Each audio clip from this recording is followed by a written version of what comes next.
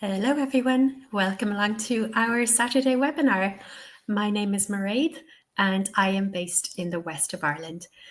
I've been a teacher and a teacher trainer since 2004. So hopefully I will have lots of useful experience and advice to share with you all today. Why don't you introduce yourself via the chat box? I would love to know who's watching today and where you all are in the world. That always gives me my little travel fix, even though I'm back here in Ireland. So without further ado, let's get going because today's topic is a big one. And I know that a lot of you are particularly interested in it. Okay, we are going to talk about teaching online. I'm sure a lot of you have plans to do this. So I am very, very hopeful that you will find today's webinar useful. So in today's webinar, we're going to discuss a variety of aspects of teaching English online. We're going to look at we're going to think about why you might want to do it, how you can do it, other aspects to consider that you may not have thought about yet. We're going to look at some top tips for teaching English online. And as always, the second half of our hour will be dedicated to questions and answers. So if you have any questions about teaching online, you can ask me in the second half of the webinar. So jot down those questions as they occur to you. We will have time to go through them all. Okay, let's start with the basic question, why? Okay, why is teaching English online something that you might be interested in? Well, as I'm sure you are all aware, there has been a dramatic increase in online learning in the online English market. It could be due to COVID, honestly, when everything moved online and it hasn't moved off. But, there has always been a large number of students interested in learning online, and that is only growing and growing year on year. It's hard to estimate the value of the English language learning market, but it is currently thought to be valued at over €9 billion.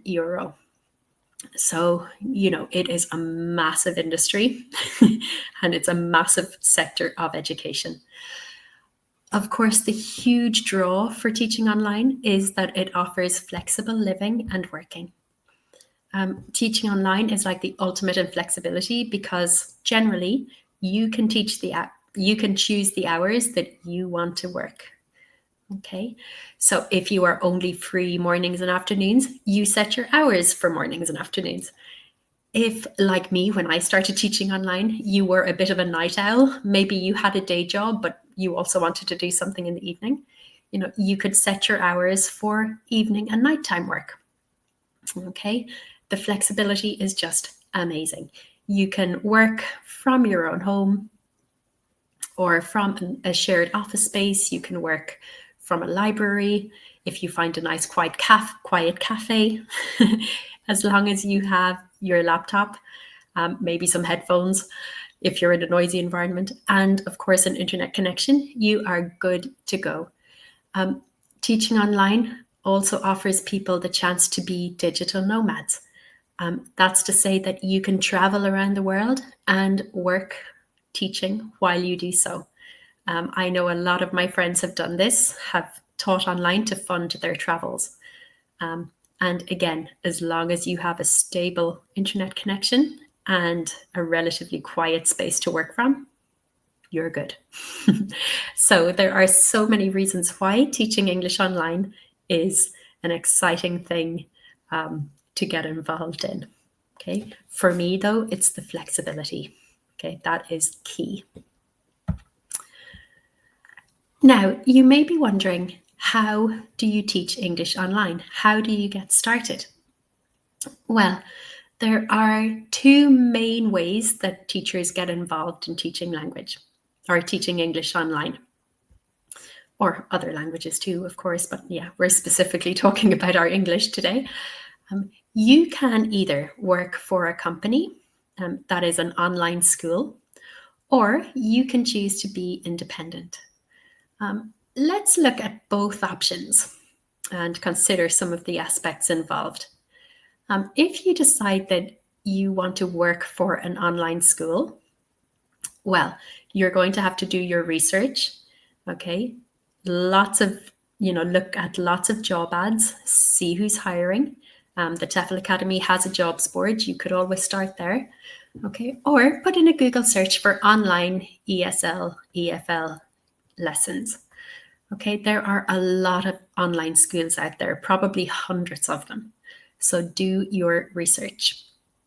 A lot of these, well, I think actually all of these online schools will have specific entry requirements, and they will require demo lessons. Okay, I'm not sure if all of them require demo lessons, but they certainly all have requirements. Online schools are very accepting of new teachers. So if you're just starting out as a teacher and you don't have any experience, do not panic, okay? You still have a very strong possibility of finding a job. EFL in general is very, very, very accepting of new teachers, and there are lots of opportunities regardless of your experience level. Normally, when you work for an online school, students will book lessons with the school, and the school will assign students to you. So it's nice in that you do not have to go out there and find your students yourself when you work for an online school. The students apply to the school assigns the students to you. That can be very comforting for new teachers, especially because, you don't have to worry about the whole marketing side of things. The students will be there waiting for you, generally, when you work for an online school. If you do work for an online school, be aware that you will be receiving feedback from the students on every lesson you teach them. So when your students finish the lesson, they usually fill out a quick satisfaction survey. And, if you can maintain high levels of satisfaction, they will keep coming back and you will keep getting your hours and potentially more hours if you want them. Some online schools too, they offer like bonus schemes based on student satisfaction. So that is also something to bear in mind. Some teachers appreciate the constant feedback. Other teachers, such as myself when I started, found the constant feedback a bit daunting. And if a student gave me a bad rating, it would send me into a spiral. Just at the beginning, though. After that, you develop a pretty thick skin. And, you are able to take everything with a pinch of salt somewhat. But yes, working for an online school, be prepared for constant student feedback in terms of stars, ratings, etc. It's just how things are done. Okay, so be ready for it and try to deal with it as best you can. So there are definitely advantages of working for an online school, namely that the school provides the students for you. However, you may decide that working for a school is not for you. And if this is the case, you may decide to go it alone and to be independent or freelance. Okay. A lot of teachers I know, myself included, started working with an online school, and then once they got some experience, they decided to be independent. There are challenges to being independent, but along with definite advantages. When you are working as an independent teacher, freelance, you are your own business.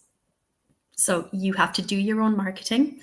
You have to find your own students. Okay, nobody else is going to find them for you. You will need to create a website or have pretty extensive profiles on social media because, you need to reach your potential students. They need to be able to find you. This takes a huge amount of energy and enthusiasm, especially in the beginning.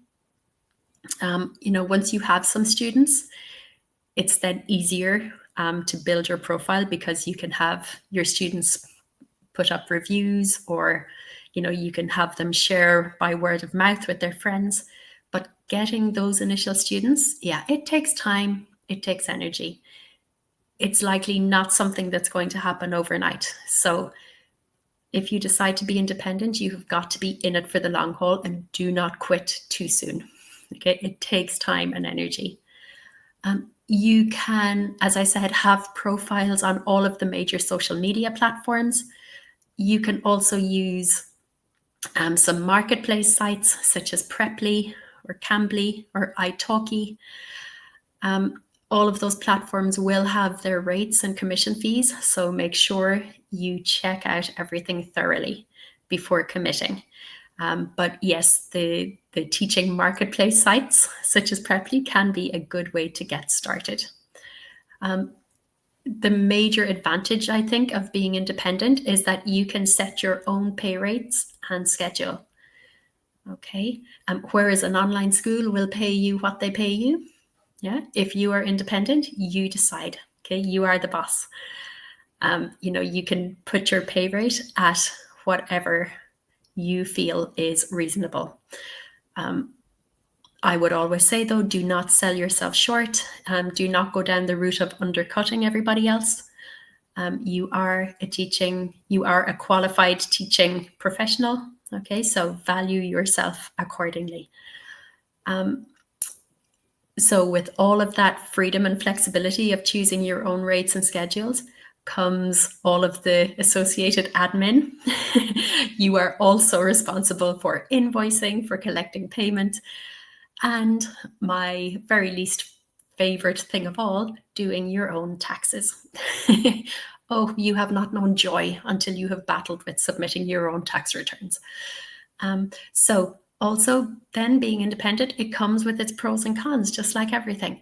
It just depends on what you value the most. There is no right, there is no wrong route to take, just whatever suits you best. Okay, so here are some things that you might want to consider before launching a career as an online teacher. Think about time zones. So one of the wonderful things about teaching online is that you can easily teach students from all over the world. I remember at one stage when I was teaching online, I had students from all continents, all on the one day. And that was exciting because, we could hop from Europe to a student in Africa to a student in Asia, okay? South America. So super exciting in terms of variety, but challenging in terms of time zones. So if you are working for an online school and you have set your availability, you've got to consider what is the main area that online school targets. Because if, for example, you are in Europe and your students are in Asia, you will need to be available at the times that your students are available. And maybe for you, that's late in the evening, or maybe it's super early in the morning, or maybe you're really lucky and it's the middle of the day. So always be aware that your target market's time zone will dictate when you work. Because maybe if you say that you're available first thing in the morning, for you, that is your target market's middle of the night, and that might not work. So be prepared to be flexible in your timings. If you are going down the digital nomad route and you want to travel and teach at the same time, always be up to date with your destination country's visa and documentation regulations. Okay, be aware of the cost of living. Like if you are teaching online but living in a very, very expensive country, be realistic with yourself. Like, can you afford to stay in this very, very expensive country?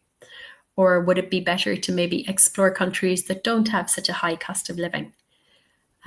If you're traveling constantly, that's not such an issue because you're not staying anywhere too long. But yeah, if you are planning a long-term stay, do consider cost of living. Also consider, what are you going to do with all that stuff? Oof, we have so much stuff. I remember the first time I moved abroad, yikes, I brought so much with me. And then with every move after that, I just had less and less until eventually I was literally living out of one suitcase. Oh, those were the glory days, happy days. So really, if you are going down the travel while teaching route, travel light. And make sure you have a foolproof way of transporting your laptop, because without your laptop, you have nothing as an online teacher. As I said before, you always need to consider your internet connection. Okay. You're always having to plan ahead. Like if you know you're going to be in a new place tomorrow, but you still have classes tomorrow, okay, you need to know where to go to get that stable internet connection so that you can teach your classes. And yeah, you will need a quiet place, okay? Teaching in a busy, loud environment, it's not easy. And students do not tend to like it. So elements for you to consider when teaching online. So let's look at some tips for teaching English online. First of all, if you're teaching for an online school, well then it's easy, because the online school will provide the platform. They will have their virtual platform that you will log into and teach your classes from. If you are really lucky, they will already have lesson plan materials, or they will already have lesson materials and lesson plans provided. So you will go in advance, read the plan, read your materials, and you are good to go. If, on the other hand, you decide to work independently, then you have to choose a platform and tools. Okay. What platform are you going to use? Are you going to use maybe Google Classroom? Would you like to incorporate Moodle? Are you going to use a learner management system? Are you just going to go down the Zoom or Skype or Google Meet or Microsoft Teams route? It depends on you and your technical proficiency and preferences. For example, I am a Zoom girl. I'm a Zoom teacher. I can't imagine. I mean, I have also taught on Google Meet, but Zoom is just my happy place, my safe place. So maybe you too have your own favorite platform, in which case, use it. Okay. If you're working independently, your students can come to you in the platform that you like best. In terms of online tools, there are a ton of them out there. Maybe you can use Canva to design worksheets, maybe Kahoot for interactive games, or Quizlet. Maybe you can set up a Padlet. All of these tools, they generally have a free version, which is quite basic, and then they have a subscription version. I know for sure Padlet has a subscription version, but they are a great set of tools to use to work on making your online lessons more interactive. Again, just throw in a Google search for online teaching tools and you will find a lot of stuff. Okay, there are some really cool sites out there. When you are teaching English online, then you need to set up your teaching environment. Okay, remember, you are not in a classroom. Okay, your classroom is wherever you happen to be. So of course you will need your laptop or a PC. Keep it updated. Don't make my mistake. I kept ignoring my updates, my update notifications. And during class one day, my laptop just took it upon itself to update. It was literally updating for 30 minutes. Luckily, I had my student on WhatsApp too, so I was able to tell them, oh, I'm really sorry, my laptop has just started updating and it won't stop. So don't be me, everybody. Update your PC or laptop as it needs it. And yeah, keep it in good shape. I mean, your laptop or your PC is your whole world as an online teacher, so protect it and keep it running well. You need a fast internet connection, of course. If you are going to teach for an online school, they will generally make you do an internet speed test during your interview. Okay, so just be prepared for that. They will normally give you some software to do an internet speed test on. You will need to take screenshots or share your screen while it's happening.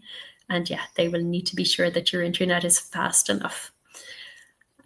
You will probably need, you will definitely need a webcam, and you will more than likely need a headset, but maybe not. For example, my laptop tends to cope really well without me wearing a headset, so I don't wear one. but other computers I have had in the past were a bit echoey. Yeah, and I definitely needed my headset. It doesn't need to be a super expensive one, just a nice headphone microphone combination would be great. You really need a comfortable chair. Oof, the stories I have heard of teachers who have just destroyed their backs and their shoulders by working on their kitchen chair, on their kitchen table. A kitchen chair or an armchair or whatever is fine in an emergency. But if you're teaching online full-time, you have got to get yourself a proper office setup. Okay. And if you are traveling around while teaching, do consider if you can find a place that has proper desks, proper office chairs, etc. If not, you will destroy your back.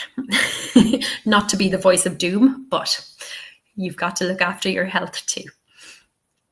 Try to have a professional background. So if you are working from a cafe or whatever, just make sure that there's not too much going on in the background. See if you can face a wall. We don't want a lot of movement distracting our students and us and ourselves, honestly. Also, make sure you have a nice space around you to leave your notes, your lesson plans, your teaching materials, etc. All right. Just like any other job, you need some space and you need a professional setup. Okay, if you are doing this all day, every day, believe me, you want to have everything organized. If you are teaching online, especially as an independent, you've got to be conscious of privacy and safety online. So try to be familiar with GDPR, our General Data Protection Regulation. If you are finding your own students, you probably will have personal data from your students. So, you will have their names, their numbers, their email addresses, etc. Be aware of how you are going to store that, how you are allowed to store that, and make sure you get their consent for storing it. If you are teaching English online, be careful with sharing photos and videos, and always keep an eye out for any potential for bullying and cyberbullying or bad behavior like that. Okay. We don't want to encourage students sharing photos or videos of themselves so much. We don't want them to be able to access each other's email addresses unless they have consented to that. And we certainly do not want any type of cyberbullying, etc., being enabled. So it doesn't tend to be a huge issue in my experience, but it is definitely something to keep an eye out for. Okay. Other top tips for teaching English online, especially if you're teaching young learners, try to create a routine, okay, just as they would have in a real life classroom. Routines help students feel safe. Anything predictable, any predictable routine will automatically make them feel more comfortable. Routines make instructions faster and easier because students know what to expect. Something like always starting your class with a warmer, always letting the students know what you're going to cover in that class. WALT, which is what are we learning today? This is where you just tell your students, today we're going to do X, Y, and Z. Okay, that way they know what's ahead of them for the class. Maybe you always end the class by setting homework, if that's something you choose to do. Or maybe you always have a nice little summary as a plenary at the end. The routine you follow is up to you, but do consider trying to do the same thing at the beginning and the end of the class, even though the content of those things will change. Routine is always nice, especially, as I said, for young learners. Okay, they just feel much safer and much more comfortable. Okay, some more top tips for teaching English online. Well, delivering instructions. Any of you who have ever been in the classroom, either as a teacher or a student, knows that a task can live or die by how the instructions are given. If the students don't understand the task, they are just not going to do it. They're not going to do it properly. They're going to lose focus, concentration, and yeah, things can fall apart pretty quickly if students don't know what they're doing. So the wonderful thing about teaching online is that you can deliver instructions both verbally and in written form. Okay, so as you are given the instructions verbally, you can type them in the chat box. Okay, you can you should still ask your instruction checking questions. Again, you can do that verbally by asking individual students what they have to do, or you can get them to type in the chat box what they have to do. The chat box is just amazing. I'm such a fan. With the chat box as well, you can use it to give simultaneous feedback. So you can, while you're talking to the whole group, you can send individual messages to your students with, tailored, personalized feedback. So wonderful. It's something you can't do in a face-to-face classroom, but you can do online. And of course, you can also use the chat box to share materials, drop in documents, share links to external sources. The chat box is just the best tool in the world. Now, when I'm teaching face-to-face, I always wish I had a chat box because you can just multitask so well with a chat box. Okay. In terms of classroom management and making sure that everything is running smoothly, it is much easier to manage an online teaching class than it is to manage a physical class. When teaching online, there is no chatting. Okay, there is none of that low-level background disruption going on because, students are not together and they tend not to talk to each other in an online setting because it's so obvious that they're talking over you, that, they're not whispering at the back of the class, right? They're directly cutting across whoever is speaking, and they tend not to want to do that. If they do attempt to do that, you have the joy that is the mute button. So, you can physically turn off their microphones, or you can put them on timeout, or whatever range of tools your online platform offers. So you have just the luxury of these tools that will stop all of the talking and the disruption. And, don't be afraid to use them. Maybe if two students are talking across you, give them a warning. If they do it again, you can tell them, okay, final warning, if you do this again, I have to mute you. And if they do it again, go for it. You mute them and don't feel bad about it. Why not use the tools when they're there? The key is to just give them warnings and let them know your expectations in advance. When it comes to classroom management, again, the chat box can be amazing. I am such a fan of the chat box. You can, ask them any questions you want, both verbally and in the chat box. But also if they have any issues, like if they can't hear you, or if they're having tech issues or whatever, they can keep in touch with you via the chat box. So, make sure the students know that they can use the chat box to communicate with you as much as you can use it to communicate with them. Okay, it's there. Why not use it to its maximum advantage? Okay, and just to finish up, let's talk about student engagement. Well, it can be hard to engage on a screen, okay, because, there is that distance between you, but it is very, very possible to overcome this. Just be yourself, but bigger, okay? Yourself, but a little more intense. Especially if you're teaching young learners, you have got to be larger than life, okay? There's no point sitting back and kind of, talking really low and not varying your tone. You've got to really get into it, lean forward, facial expressions, change your tone, speak a little more, speak louder perhaps than you typically would, just a little. Just be yourself, but an amplified version. As I've said a lot of times now, use the chat box.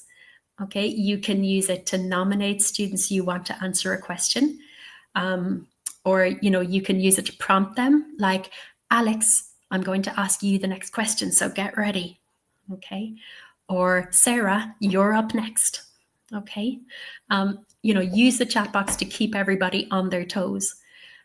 When it comes to doing exercises or speaking tasks, you can use a lot of really fun things like a spinner wheel.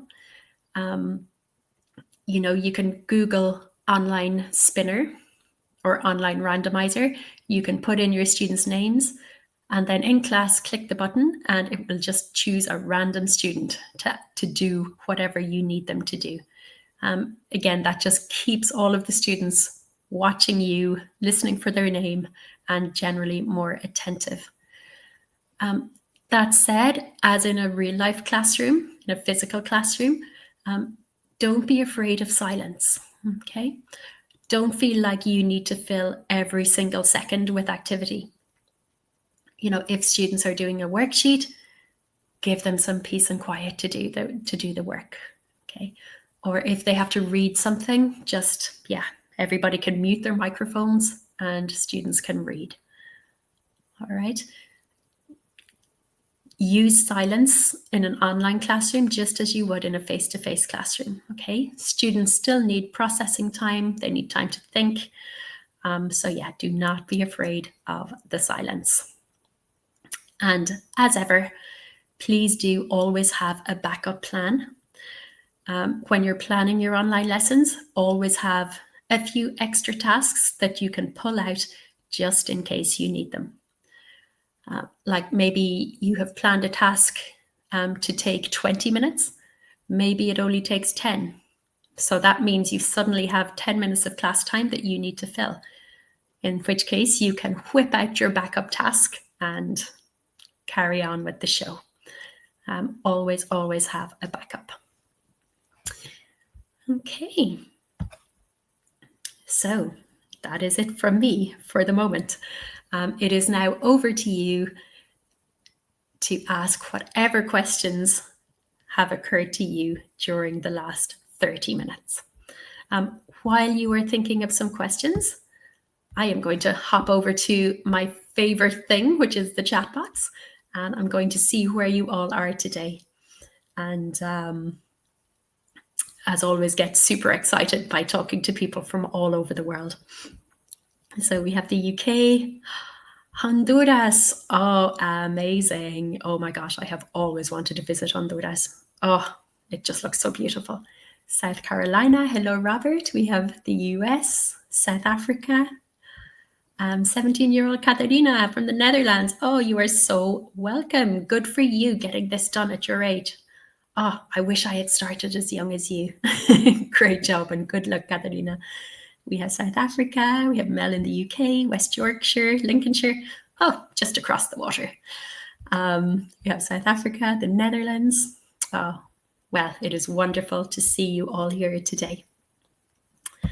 So, Sarah, what would be considered fast enough speed-wise to pass that element, please? Oh, that's a great question, Sarah. And honestly, I don't remember. I don't remember what the speed was. When I was working for my online school, it was a long time ago. But they will tell you, like when you apply for the job and they respond to set up an interview, they will tell you in advance. So, you can do the test yourself. There are lots of websites that will test the speed of your internet. So yeah, I don't happen to remember the numbers, but they will tell you what is expected in advance. So don't worry about that. Alternatively, you could probably Google, like what internet speed does online teaching require? And that might be a guide. But yeah, the individual school will tell you. And Sarah, I noticed that you are not wearing a headset today. No, I am not. May I ask if you have used a workaround for this? And if so, what might that be, please? No workaround, Sarah. When I was buying my laptop, I really prioritized like a good sound, a good microphone, and good volume, stable volume. I got a laptop called Sonic Master. It's an Asus. I'm never sure how to pronounce that. Asus. Who knows? ASUS Sonic Master. And I just haven't needed to use a headset with it because I think the sound is pretty good on it. So no, it's just my laptop microphone and my laptop speakers. Definitely in the past, though, I have had other laptops where I would definitely have to use a USB headset or a Bluetooth headset. So yeah, depends on your individual piece of tech. But if I were not in my home, Sarah, like if I were out, like sometimes I used to do online teaching from a library because, I just needed to get out of the house. Then even with this laptop, I would use a USB headset because, there might be unexpected noise, comings and goings, etc. Okay. Oops, I jumped one. This is less to pick you up on what you're guiding us to do and more to understand available options. Yeah, no bother. No problem at all. It's just, my laptop. I just don't need one. All right, good. Let's see. If you are teaching face-to-face and also online at the same time, is it just a case of making the webcam face the whiteboard or have a separate webcam for you and one for the whiteboard? So Sarah, I don't think you would ever be teaching both face-to-face and online at the same time. Okay, that is just not something that would ever happen in my experience. You will either be teaching a class face-to-face or you will be teaching a class online. So that is not a scenario I have ever encountered before. And I imagine it would logistically be very, very difficult. Yeah. No. No, I can't think of a way that could work, but it's not to say it's impossible. But in my experience, it is not something that you would ever be expected to do. Now, there have been cases in the past for sure where I planned a lesson and maybe on Monday I taught it face to face, in a school. And then on Wednesday, I taught the same lesson, but to online students. So, you can adapt a face-to-face lesson to work later on in an online setting. Like instead of using a whiteboard in a face-to-face classroom, you might use a virtual whiteboard. Yeah. Or instead of handing out worksheets in a real life classroom, in an online classroom, you might drop a link to an interactive worksheet in the chat box. So, it is possible to adapt face-to-face lessons to online lessons and vice versa, but you would not be teaching both face-to-face and online at the same time. Okay. I hope that makes sense. All right. When you teach independently, is it necessary to set up an LLC, a business for tax purposes? Quite possibly. It depends, I guess, on the tax laws of the country that you are in. For example, in Ireland, I am registered as a sole trader. So that is how I do it. I would say just go to the tax office in your local city and ask them what is the best way to approach it. Okay. Even, tax laws in Ireland, I've lived here a long time. I'm from here. And tax is not my strong subject at all. So pop down to the tax office and see what works best. Whatever leaves the most money in your pocket, do it. All right. Thank you, RJ. So, hello, Iman from UAE. Oh, how wonderful. As marketing ourselves, we need a niche. How can we know our niche? That is all. Oh, gosh, yes. It's definitely good to have a niche for sure. If you work for an online school, chances are you'll be teaching either young learners or adult learners, but it might be possible that you're teaching a little bit of everything, which is great. If you then want to specialize in a niche, well, you've really got to think, Iman, what are your strengths and weaknesses? Like, what is your past experience? I know a lot of teachers who have come from the corporate world, like the business world, to then become teachers, and their obvious niche is business English. Okay, so they stop teaching, the general, they stop teaching general English and just focus on targeting students from the corporate world. Because, if you come from a business background, you know a lot about business. You are able to give real life answers, real life examples. You know your subject inside out, so it is easier for you to teach business English if you come from a business background. The really good thing about finding a niche is that you can generally charge more as your expertise in teaching that niche grows. Another really popular niche, like if you are quite an academic person and you enjoy academic English, you enjoy, well, who enjoys exams? But you know what I mean. If you enjoy study skills and if you like a bit of pressure and a deadline, you might want to specialize in teaching exam English. Like maybe you want to prepare students for Cambridge exams, or maybe you want to teach IELTS. If you are like a very structured, methodical person, okay, exam English or exam prep can be a great niche to get into. But really, Iman, if you have any experience of any other sector, you can generally teach English for that sector. Like I have known colleagues in the past teach English for hospitality, English for marketing. Okay. One of my friends, he teaches English for aviation. I have heard of people doing English for engineering. Okay. Pretty much any information that you have or any experience you have on a particular job, you can then teach English for that job. And that could be amazing for marketing purposes because you would really stand out if you can offer something niche like that, okay, that isn't just general English. Even teaching young learners can be a really nice niche to get into because, it takes a certain type of person to be a really successful young learner teacher. You've got to have that enthusiasm, that creativity, that personality that just jumps through the screen.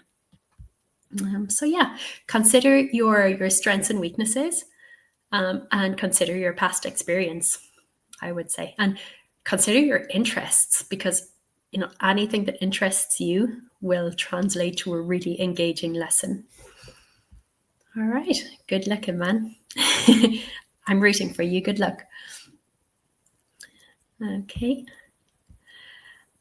So Mel, which platforms are best for teachers who have no experience, and can you choose the age range? Well, Mel, if you are working for an online school, as I said, they will provide the platform and they will provide the students. So, if you're applying to an online school for young learners, you know that you will be using their platform and you will be teaching young learners.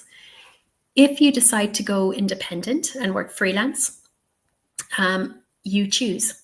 So for me, as I said, Zoom, I find is just the easiest platform to use, or Google Meet. Okay, they are just the easiest to use. They have some really nice integrated tools like whiteboards. They have their chat box that you can use. You can set up the screen however you want. I think Zoom and Google Meet would probably be the easiest for independent teachers to get started. And yeah, if you are independent, you can choose the age range. So if you only want adults, just say that, okay? And you will hopefully get what you ask for. And if somebody asks you to do young learners, you say, nope, I'm just teaching adults. Okay, that is the joy of being independent. All right. Okay, Stevie, can you give us any advice regarding being aware of safeguarding issues when teaching one-to-one, especially with children, to protect them and the teacher? Oh, absolutely. Yeah, this is a huge area. I know a lot of teachers who work independently, who teach young learners, like they will insist that there must be a parent present at all times, or like there must be someone else in the room. So that is a really useful safeguard, I find. And honestly, if I were teaching young learners again in the future, I would always insist on somebody being present with the child while we were teaching. Apart from that, I'm not really sure. If you're working for an online school, you know, they will have their regulations and their rules already in place. So, you know, there's comfort in that. But yeah, working one-to-one as an independent, yeah, just make sure there is someone else in the room, I would say. And if, oh, excuse me, if you have any worries or concerns about safeguarding issues, yeah, just always ask to talk to a guardian. If you are having problems with the child's parent or guardian, you know, getting, I don't know, I can't imagine it happening, but if they are getting aggressive or if they're giving you bad vibes, remember that if you are working freelance, you can just stop teaching that person. Okay. You know, there is nothing that says you need to keep working with students or guardians of students that make you feel uncomfortable. I would also say, Stevie, if you're teaching young learners, do not capture screenshots, do not record, or do not video them during the lesson. Okay. I think that could cause unnecessary issues. So yeah, that is all that occurs to me for the moment. Maybe some of our other viewers can pop ideas in the chat box if you have thought of anything that I haven't. All right, thank you, Stevie. Good question. All right, RJ, how do you overcome the language barrier if you do not speak the native tongue of students? I worry I won't be able to convey the lessons and learn due to my deficiency. Oh, it is not a deficiency, RJ. Absolutely not. And in fact, I personally believe that not speaking the language of your student makes you have to be a far better teacher, and it makes them have to be a far better student. Because, you know, TEFL is all about conveying meaning in English, okay? You know, your TEFL course will teach you how to do this. I find that it can be a huge disadvantage to speak the student's language because you end up taking the easy way out and saying, okay, X means X in their language. Okay. Or instead of, you know, eliciting, instead of concept checking, you can just say, okay, this tense in English is this tense in Spanish. And, you know, it's easy to do that, sure, but it's not doing your students any favors in terms of the learning process, because it's like easy come, easy go. So yeah, that is the whole art of teaching, isn't it? To convey all of this meaning through English when English is not their first language. So yeah, we've, you know, it's not easy sometimes. As teachers, we've really got to think, how am I going to take this back to its most basic meaning? And how am I going to convey that? What context am I going to give for this that will make the meaning clear? Okay. And, you know, as with all things in life, practice makes perfect. The more you do it, the easier it gets. So please don't worry about not speaking their native language. Okay, start simple and build from there. And yeah, your TEFL course will tell you how to do this. So please don't worry about it. All right. Robert, I could do English for computer programming. Oh, amazing. That would be such a cool niche. I haven't actually seen many teachers, if any, have that niche. So yeah, good. Go for it. That could be a super interesting. That could be a super interesting market. Yeah, I like it. Good idea. Okay, Iman, you are so welcome.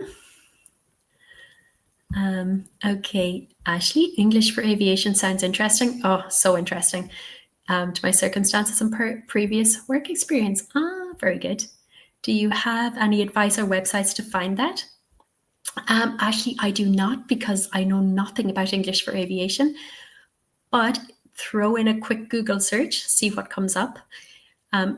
You may have to do your own marketing for that one. So you will have to go out and find the students. So, you will throw up some profiles on social media. If there are any special like aviation forums, I know nothing about this world, but if you could find some aviation forums and advertise there. If you could, for example, in Ireland, we have the IAA, which is the Irish Aviation Authority. You could find like the equivalent of that for different countries and just like email them and ask if, any of their staff are in need of English for aviation. Just throw out, put yourself out there.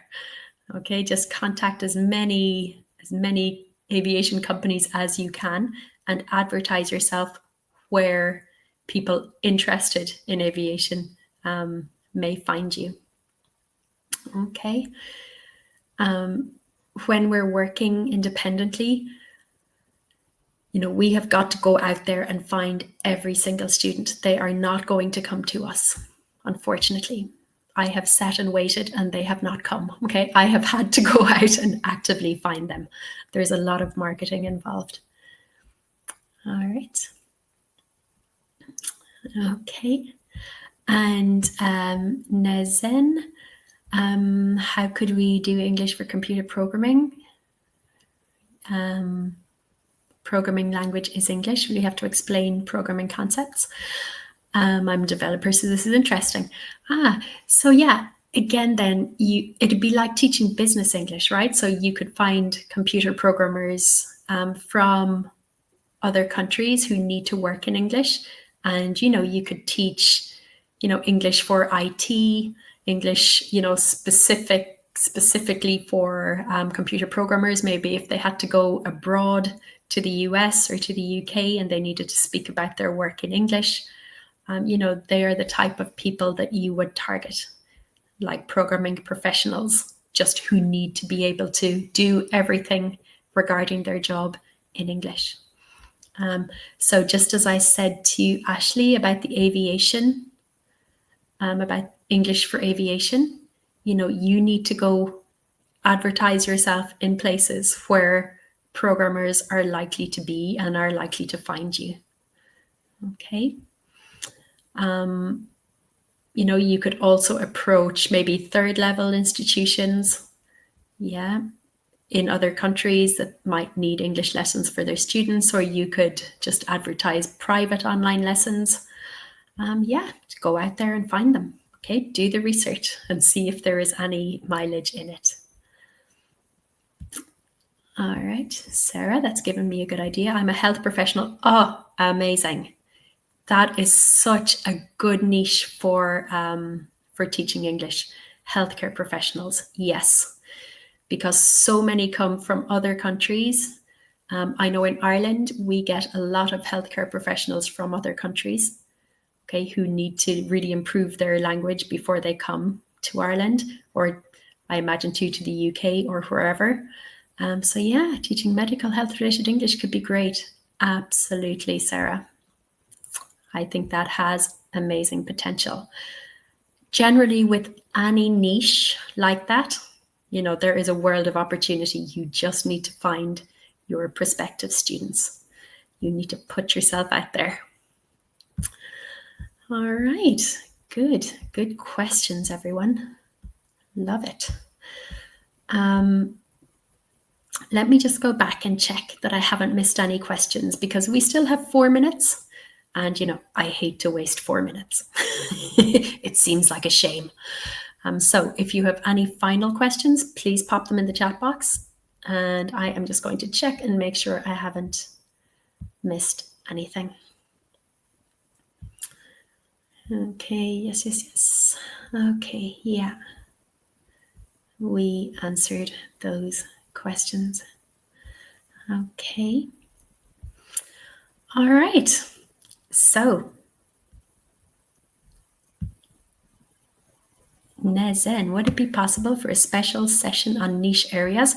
That is an amazing idea. Yes, I love that idea. In a moment, I'm going to give you a link to our end of webinar survey. So please put in that idea. Or you can send the suggestion to hello@theteflacademy.com. And I am going to write it down. I am going to send it to our marketing department, because that would be an amazing idea for a session. I'm actually going to put it right in my phone so I don't forget. Where would we be without this technology, huh? Okay, niche sessions. Niche session. All right, great idea, Nezen. Thank you so much. Okay, and RJ, if you dedicate the time, is it possible to earn a decent living? Absolutely, RJ.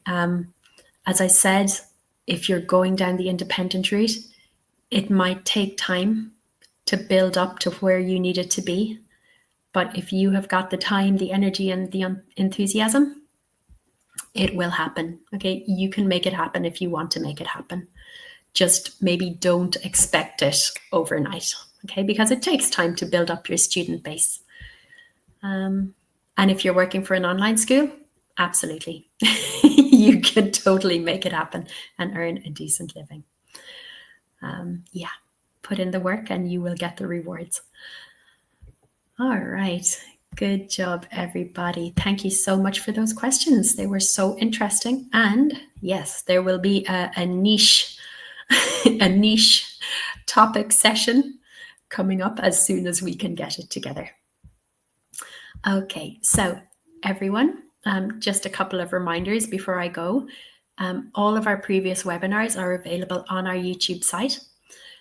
Go along to the TEFL Academy channel and you will find all of our videos going back years and years. Let me also remind you that one of my colleagues and I do a weekly podcast talking about all things TEFL. Our podcast is called TEFL Unlocked, and you will find us on Spotify and Apple iTunes and anywhere you find your podcasts. Finally, let me remind you that International TEFL Day is happening next Saturday. So it will be a full day event, lots of sessions about all things TEFL related. My colleague and I will be there hosting the day, so please come along and say hello. You can find all of the registration information on the TEFL Academy website, and it is completely free. So come along, say hello. And yeah, that is pretty much it. Thank you all so much for coming along. It's been a pleasure, and I hope to see you at International TEFL Day next Saturday. And if not, I'm sure I will catch you again very, very soon in our next webinar. If you have a couple of more minutes to spare, we would really appreciate some feedback on today's webinar, because, we want to give you what you want. So, for example, your niche session, which was an amazing suggestion. So if you could go along and leave us your thoughts and comments, we would very much appreciate it. I'm going to pop the URL in the chat box, because yay, chat boxes, they are the best. All right, everyone, enjoy the rest of your Saturday. Thanks for hanging out with me, and I will see you all again soon.